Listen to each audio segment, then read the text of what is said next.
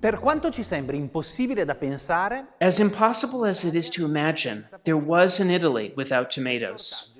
This vegetable, which has become one of the most representative symbols of our nation, arrived in our country, in fact, only in 1548, and then took a little over 100 years to establish itself as a food.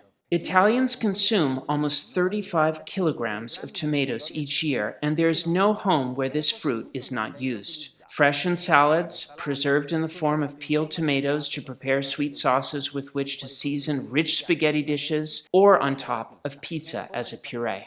And it is precisely the preparation of tomato puree which represents one of the rituals that best defines summer in southern Italy. Entire families who meet in the courtyards of country houses, equipped with huge aluminum pots, vegetable mills worthy of the giant Polyphemus, along with dozens and dozens of jars and bottles in which, to store the sauce, are seasoned with a few leaves of basil. After a few months, these preparations will return to fill houses with their aroma, perhaps those shared with other students in northern Italy, and to relive a small piece of summer for a few minutes. The varieties grown in Campania are many, but there is no doubt that the most famous, also because it is the best, is San Marzano.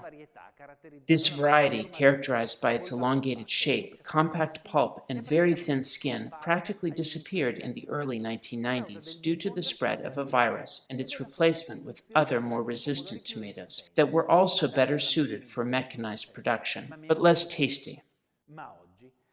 Today, however, thanks to the efforts of a group of researchers, the variety has been reborn.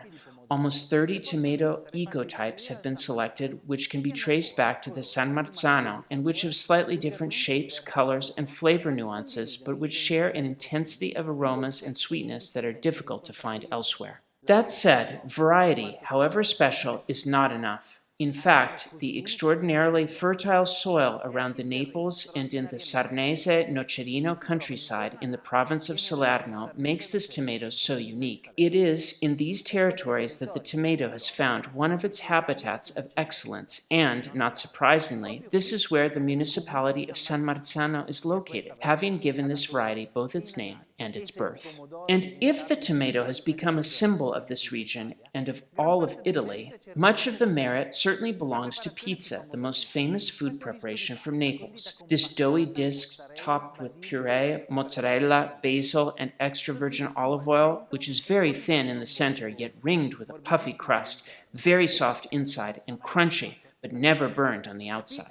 Pizza today is protected by an association active since 1984, which certifies authentic Neapolitan-style pizza around the world and is also protected by UNESCO as an intangible heritage of humanity. Yet its origin is far from certain. What, on the other hand, we know for sure about this street food prior to its rise is that among the first to talk about it was Alexandre Dumas, the great French writer, author of novels such as The Count of Monte Cristo and The Three Musketeers, who, after a trip to Naples, told of a flattened round shape that is worked like bread dough.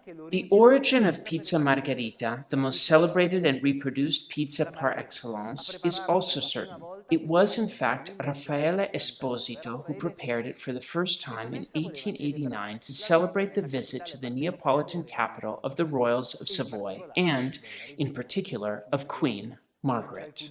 There is no better way to try pizza margherita than to venture into the alleys of the city of Naples, facing the splendid Gulf, protected and watched by Vesuvius. But before that day comes, if we really don't want to go without, well, we can try to do it inside the four walls of our own home. Are you ready? Let's get to work.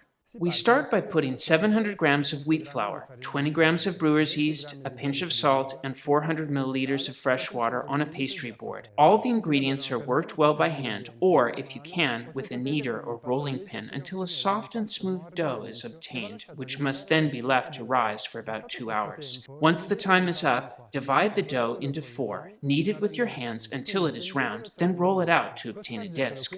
Then sprinkle it with a few tablespoons of San Marzano tomato puree with the coarsely broken and well-drained mozzarella. Finish it with a drizzle of oil and then bake. The best would be to have a wood oven, but if you are not so lucky, the one at home is fine too, well heated to its maximum temperature. Wait about 10 minutes and, once the edge has risen well and has a good color, remove it from the oven, top it with a few basil leaves and serve immediately. After all, to best enjoy this simple jewel, you must burn your fingers a bit.